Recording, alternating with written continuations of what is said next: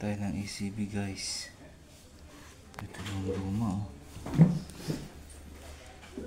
Nagsawa na tayo kakatirik sa kalsada palitan na natin to. Hindi na nadala sa linis-linis lang guys, yung luma. Ito guys yung bago, palitan na natin. Talagang sobrang mahal nito sa Toyota. Ito yung luma.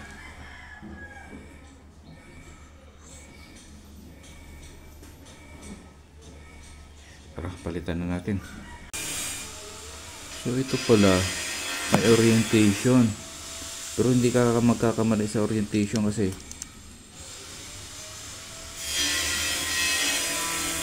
may orientation pala to, pero hindi ka magkakamali ng orientation kasi pag baliktad yung pasok hindi lulusot. Pagka ganyan nakakalusot siya, pero pagka baliktad ganyan hanggang dyan lang siya. Tapos ito hindi ko alam para saan to, aligner yata to bago mo ikabit. Ko lang so eksperimentuhan na lang natin ganyan. Baka pinapasok yan dito. Ko lang basta halaga may kabit. Ito flag yata to ng mga hose yung pump kung nagagamitin.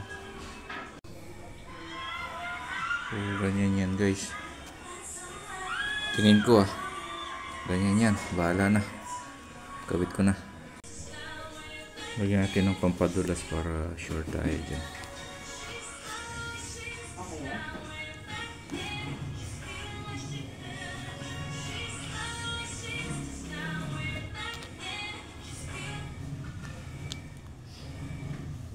Hirap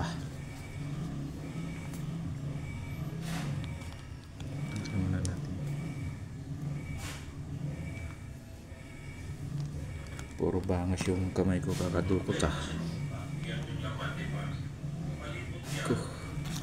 yari tayo kay misis nito.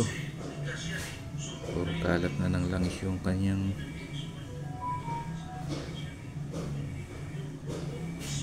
late na table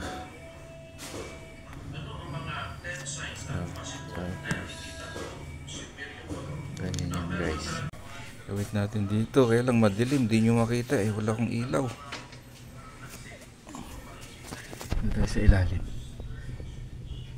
ganon din, madilim din. Parang alam ko na purpose nito guys.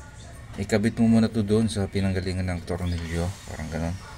Tapos tsaka mo ipasok to, parang aligner siya na hindi ma-misalign sa butas, parang ganon. So dalawa, ikabit muna natin to dun sa loob. Okay, kinabit muna natin yung dalawa.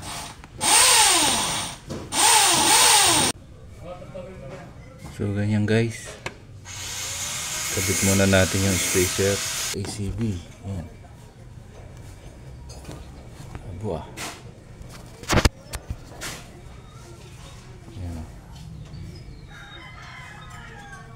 Yan pala yung purpose ng dalawang aligner na yun.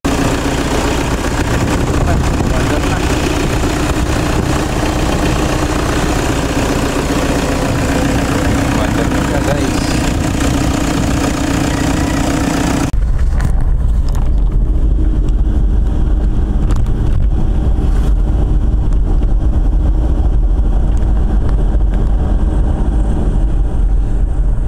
Medyo okay na ang takbo natin ngayon hindi na nangangatal si Ford.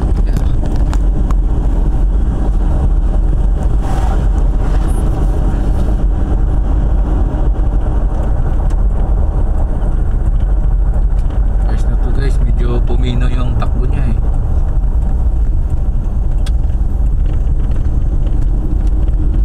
Dito tayo ngayon bumabagtas sa